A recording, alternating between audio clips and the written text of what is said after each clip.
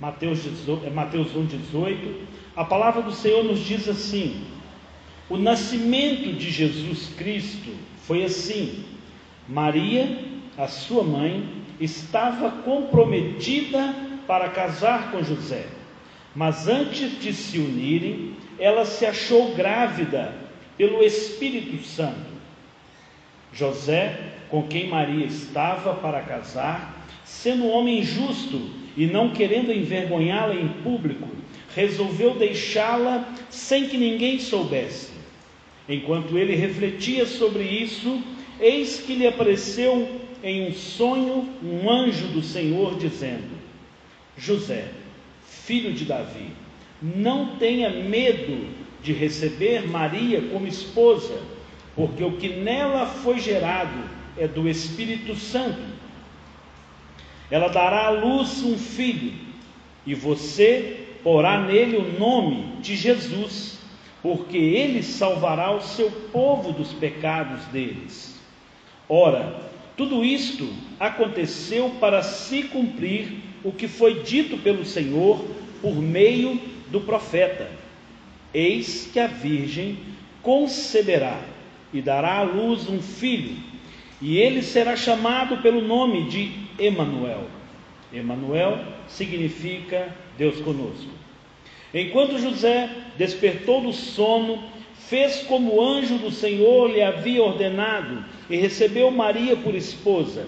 Porém, não teve relações com ela, enquanto ela não deu à luz um filho, a quem pôs o nome de Jesus. Eu continuo a leitura. Tendo Jesus nascido em Belém da Judéia, nos dias do rei Herodes, eis que vieram os magos do Oriente a Jerusalém e perguntavam: onde está o recém-nascido rei dos judeus? Porque vimos a sua estrela no Oriente e viemos para adorá-lo. Ao ouvir isso, o rei Herodes ficou alarmado, e com ele toda Jerusalém. Então Herodes convocou todos os principais sacerdotes e escribas do povo e lhes perguntou: onde o Cristo deveria nascer? Eles responderam: em Belém da Judéia, porque assim está escrito por meio do profeta: e você, Belém, terra de Judá, de modo nenhum é a menor entre as principais de Judá, porque de você sairá o guia que apacentará o meu povo Israel. Com isto, Herodes, tendo chamado os magos para uma reunião secreta, perguntou-lhes sobre o tempo exato em que a estrela havia aparecido, e enviando-os a Belém, disse-lhes: vão e busquem informações precisas a respeito do menino, e quando tiverem encontrado, avisem-me, para eu também ir adorá-lo.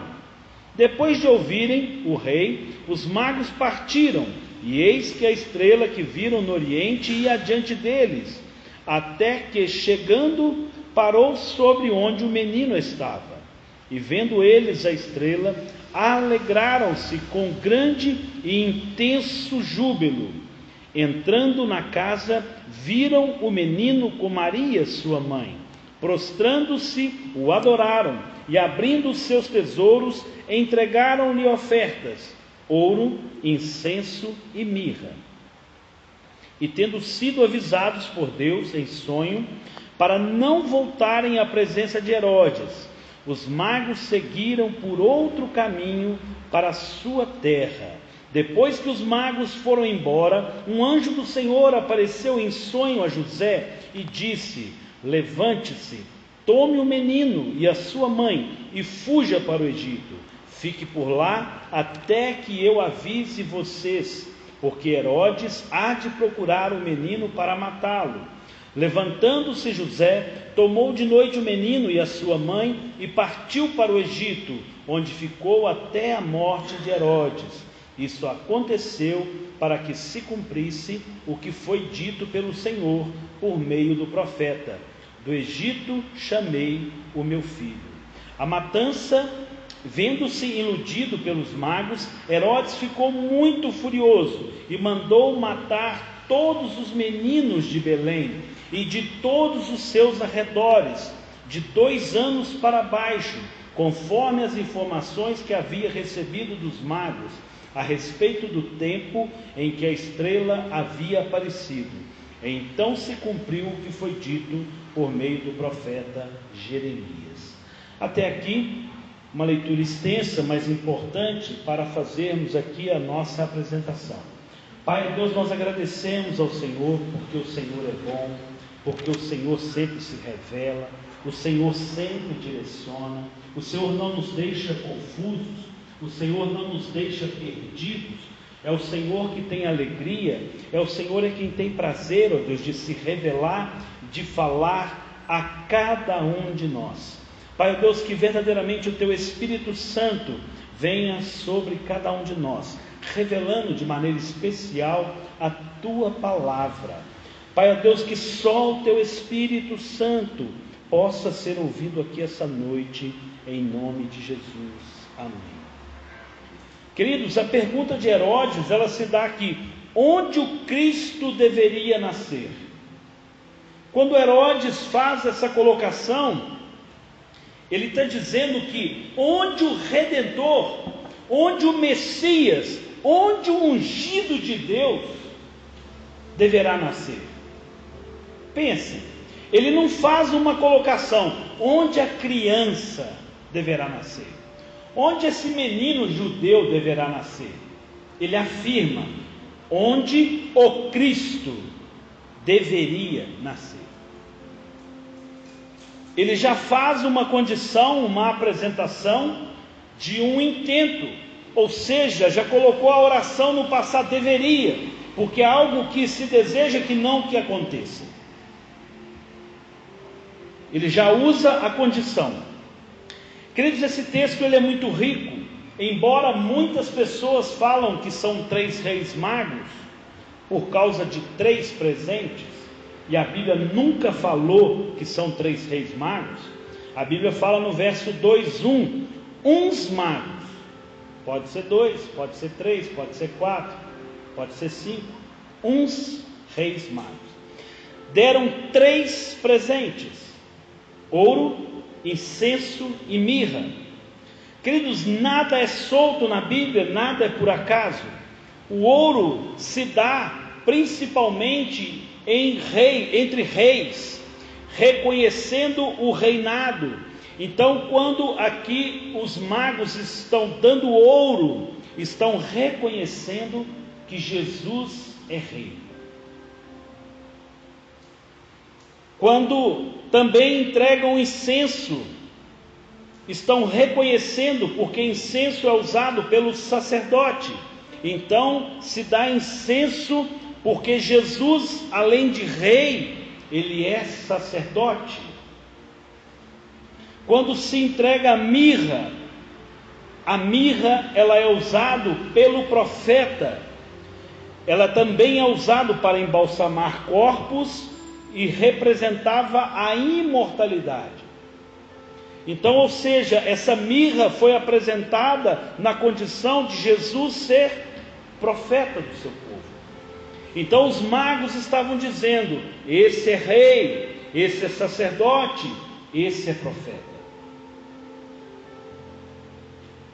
Isso é uma apresentação, um reconhecimento dos reis magos.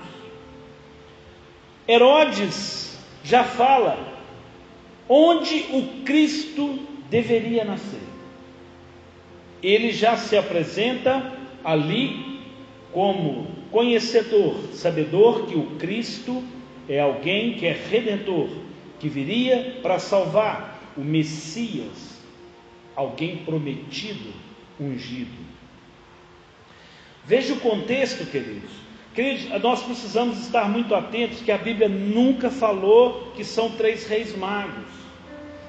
E eu queria trazer uma mensagem, não muito natalina, mas falando da importância do nascimento de Jesus, porque se tem uma coisa que não é Jesus nascendo em nós, é quando nós fazemos um desserviço ou quando nós fazemos o contrário daquilo que Jesus faria.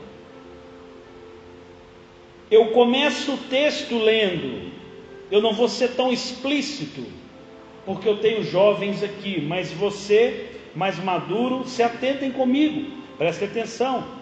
Verso 18: o nascimento de Jesus Cristo foi assim: Maria, sua mãe, estava comprometida para casar. Não havia um casamento, mas havia uma gravidez.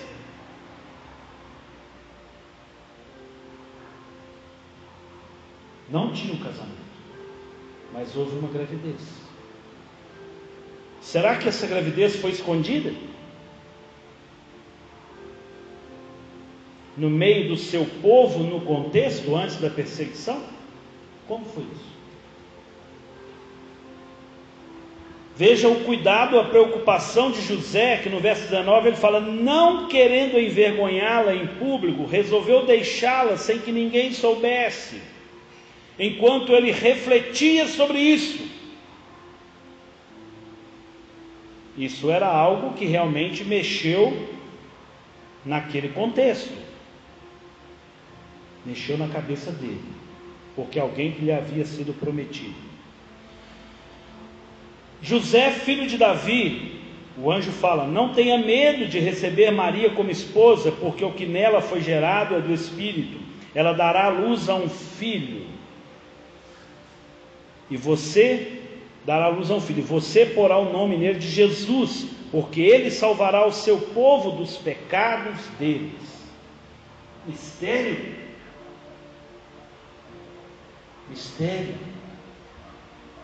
Nós falamos de tratar pecado, alguém que viria para salvar o homem do pecado,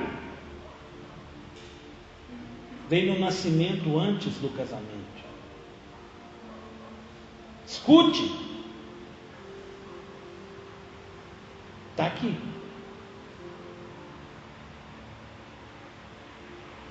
Eis que a virgem conceberá e dará à luz a um filho. Outras coisas que a gente escuta, coisas tão claras na Bíblia, né? Não são 3 magos, há uma condição no casamento, na vida, explícito, e a gente tem todo um...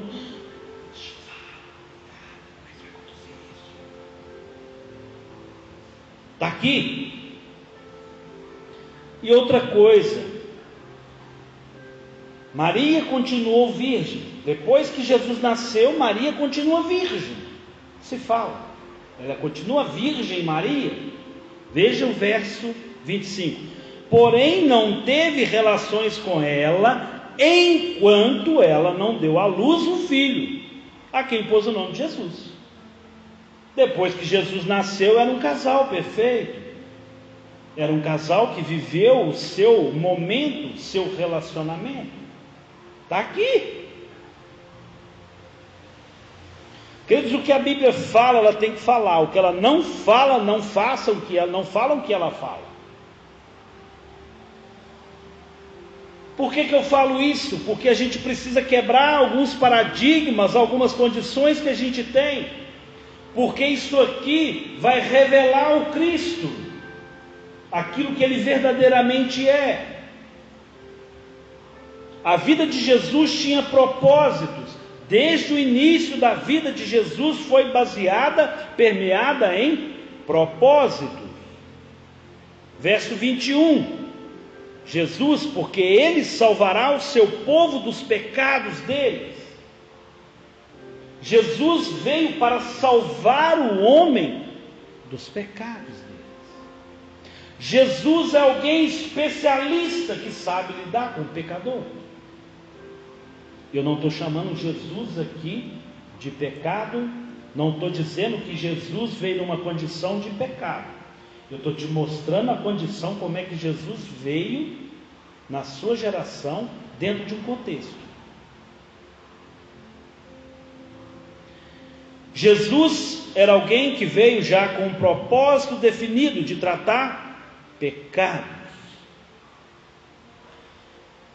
Jesus veio, nasceu, glória a Deus, morreu, ressuscitou pelos nossos pecados.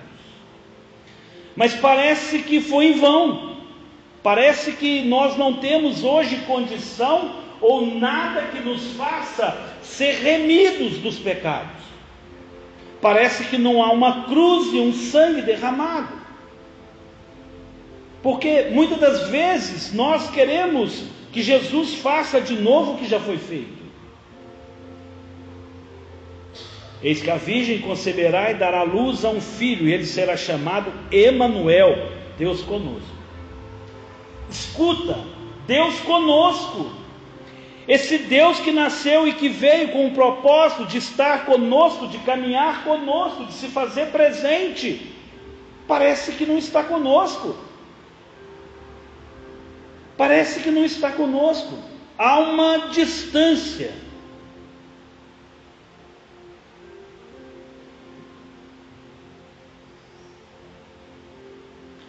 Jesus é o Verbo. Abra comigo em João 1,14.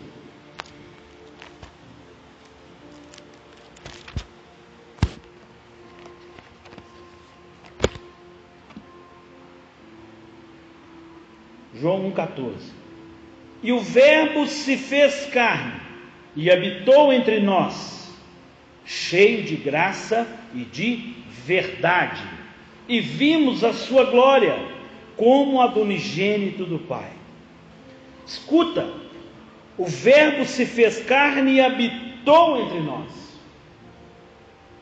Jesus nasceu para estar conosco, para habitar e se fazer presente conosco. Mas Ele está presente hoje, cheio de graça e de verdade. Cheio de graça e verdade. Jesus é o dínamos, é a força, é o poder, é o Verbo revelado, é a plenitude de Deus aqui conosco. Para quê? Para que pudéssemos caminharmos e sermos cheios da graça de verdade. Para isso é o Natal. Jesus nasceu para estar conosco, habitou conosco, trazendo graça e de verdade. Não podemos caminhar obscuros, com medos, receosos de entender a graça e a verdade plena dele.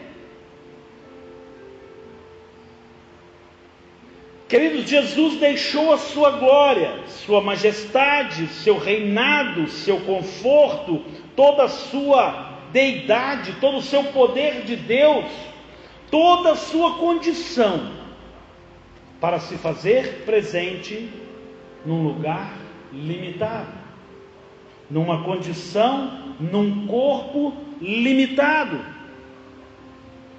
E o texto fala mais aqui: e vimos a sua glória, a glória como unigênito do Pai.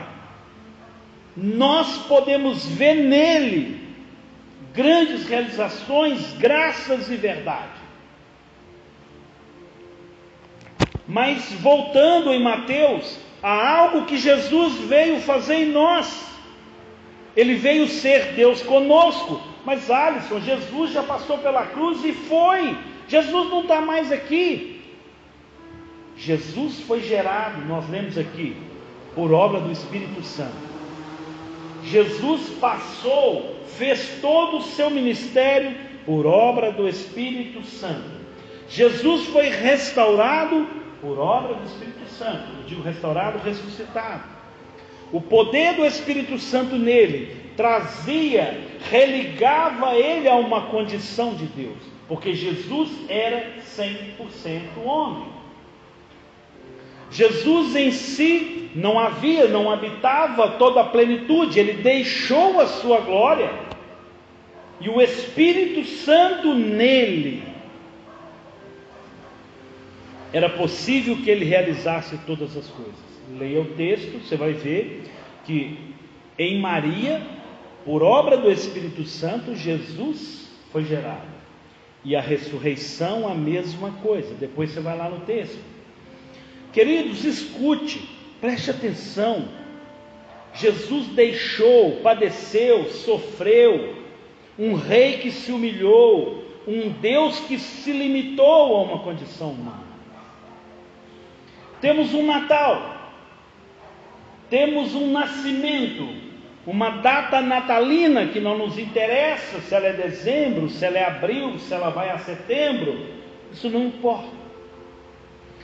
Há um nascimento, um propósito de um nascimento, há uma graça e uma verdade a ser vivida.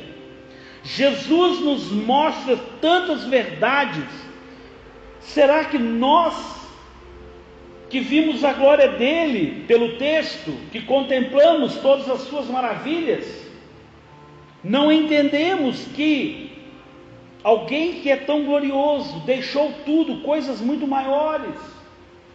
Nós não podemos deixar o nosso mundinho, as nossas condições, os nossos pedir, as nossas indiferenças para servi-lo plenamente. Queridos, o Cristo que é Redentor, o Messias, o ungido, ele nasceu com um propósito. E ele salvará o seu povo dos pecados deles. Eu não vou caminhar em toda a Escritura, eu não quero que o tempo nosso fuja, porque eu tenho ainda 6 pontos que eu quero comentar. Em João 8,11, se você quiser abrir aí, há uma mulher pecadora, há uma mulher que foi apegada em adultério, uma mulher que foi pega em adultério. Jesus está ali, desenhando no chão, todos à sua volta, chegam para ele e falam: mestre, essa mulher foi apegada em adultério. A lei de Moisés nos diz que ela deve ser apedrejada. Jesus, continuando desenhando, se é verdade, é isso mesmo, beleza. Pega a primeira pedra e taca. Quem não tiver pecado, vai lá, pega a primeira pedra e taca. Porque Jesus veio, Jesus disse a ela: cadê os teus acusadores? Nem eu te condeno, vá e não peques mais. Cadê Jesus se revelando de maneira que: mulher, sua maluca, sua louca, você não tem noção do que você fez, sua adúltera, sua de má conduta, você não está entendendo o que você está fazendo com a sua família. Qual o contexto? Que loucura! Mulher, vá e não peques mais. Mensagem dura, porque Jesus veio. Temos uma palavra: nem eu te condeno, vá e não peques mais.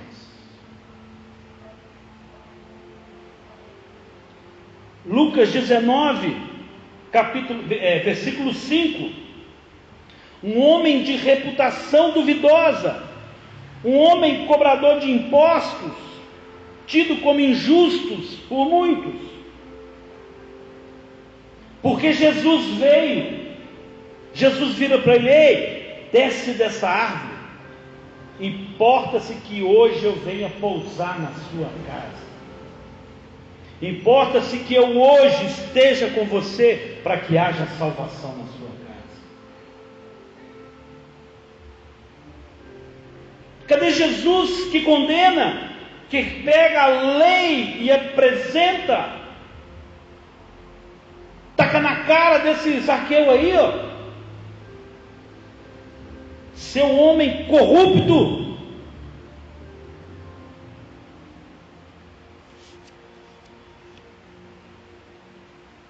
Em João 4,14, Jesus chega a uma fonte de água,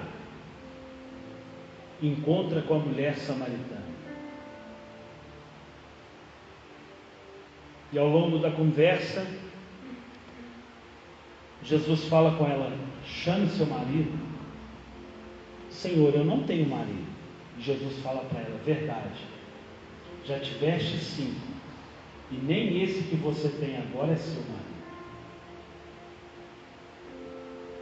Qual o desfecho disso?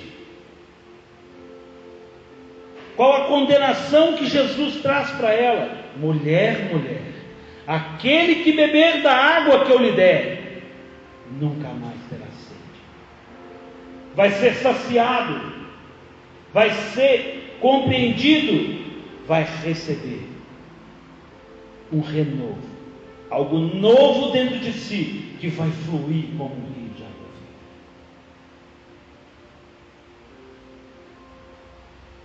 Em Lucas 7,47, uma mulher pecadora aos pés de Jesus, e todos ali conversando tantas coisas e falando de tantas coisas,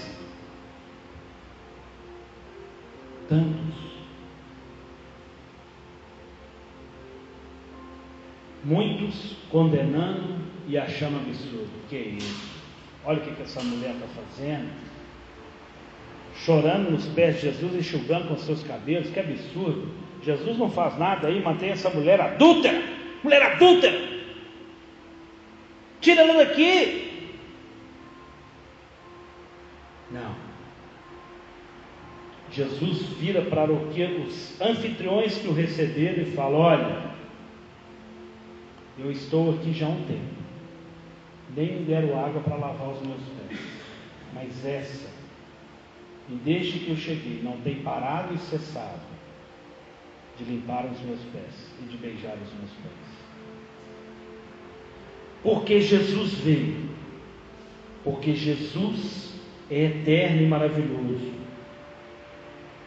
Ele vira e fala assim: mulher, os seus muitos pecados estão perdoados. Que isso? Que Jesus é esse? Parece um Jesus novo para mim.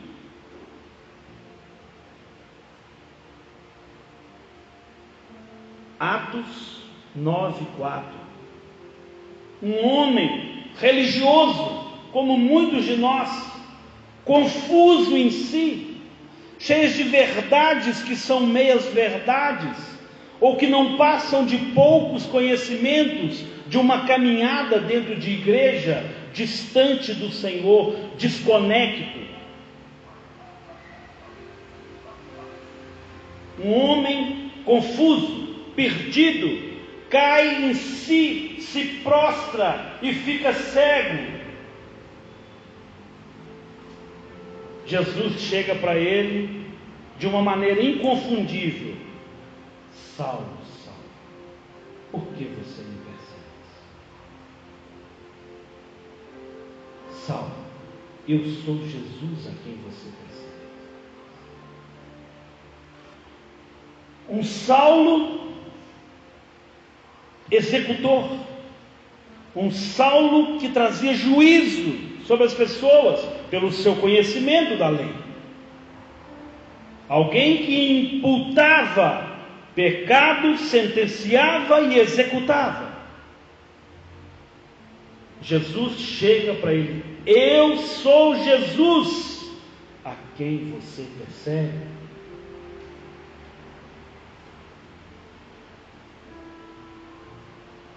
Lucas 24:5.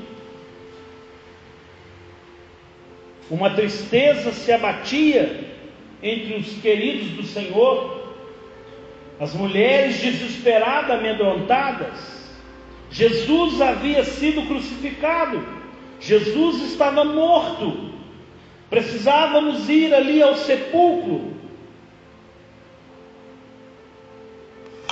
No meio de um desespero, de uma tormenta, um choro inconsolado, pessoas à beira do túmulo. Chega o anjo do Senhor e fala assim: ei, por que você procura entre os mortos aquele que vive? Por que você procura dentre os mortos aquele que vive?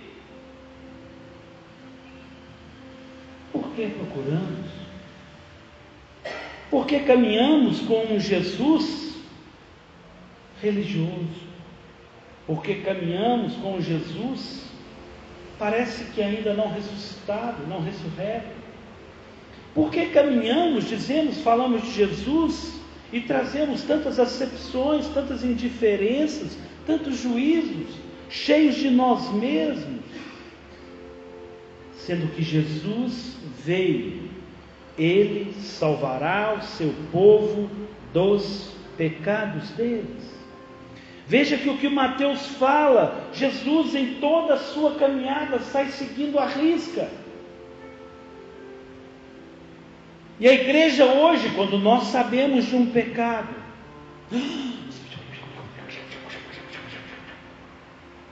você sabia não?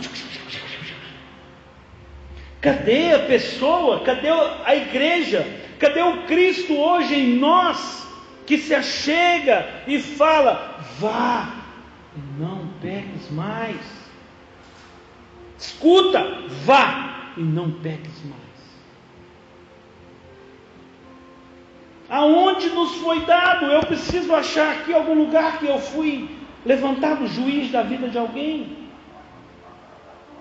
Será que porventura eu preciso reler a Bíblia de novo?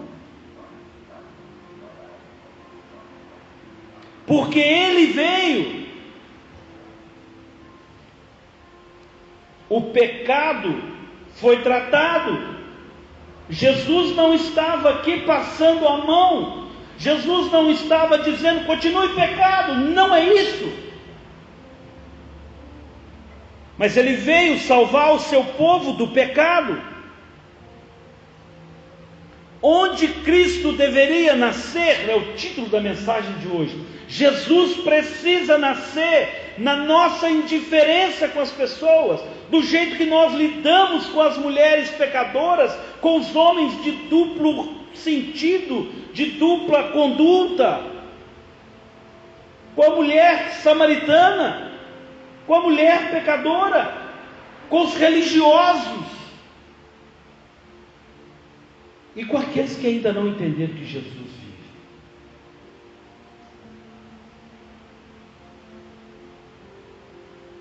Ir à igreja, estar na igreja, dizer que saiu de uma igreja tida como não cristã, e estando participando numa igreja cristã, isso não nos faz cristãos. Não nos faz cristãos.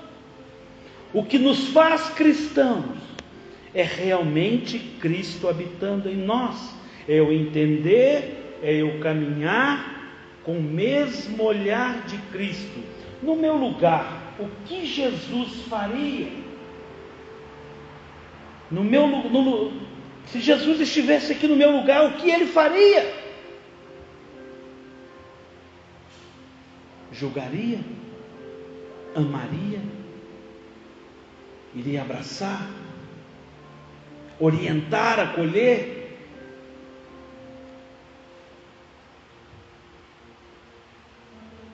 Onde o Cristo deveria nascer?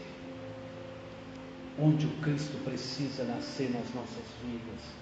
Cada um de nós temos as nossas lutas, seja no seio familiar, seja no lugar que nós trabalhamos, seja no lugar onde nós participamos de alguma forma, até mesmo dentro da igreja com as nossas indiferenças. Se Cristo é pleno e habita em nós para a verdadeira graça e verdade, precisa ser plena a verdade do Senhor em nós. Jesus nasceu para isso. Comemoramos esse Jesus que nasceu para isso.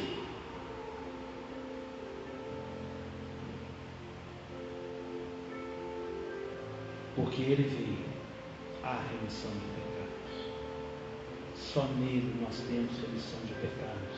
Porque nele veio, há uma graça, há uma verdade estabelecida que importa, a qual nos seja dada, apresentada, para que o povo seja salvo, não subjugados, não condenados por nós.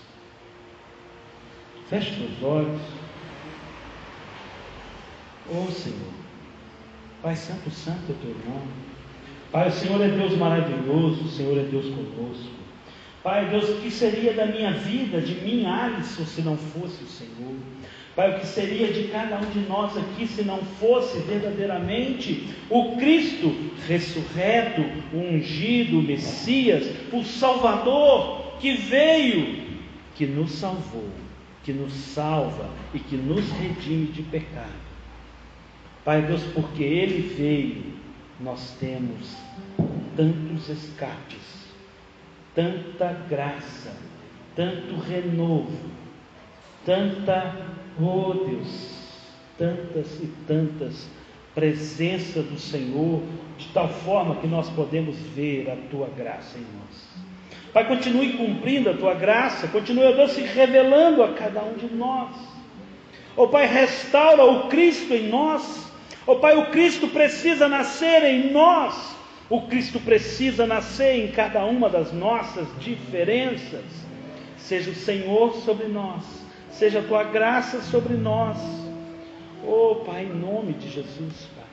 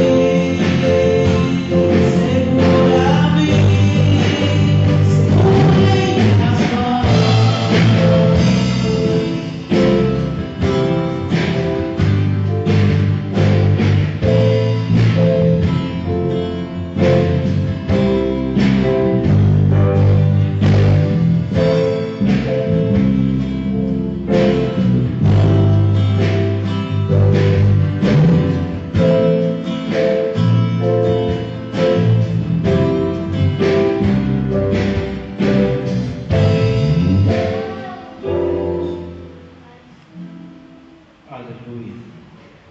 Você pode aplaudir o Senhor, queridos?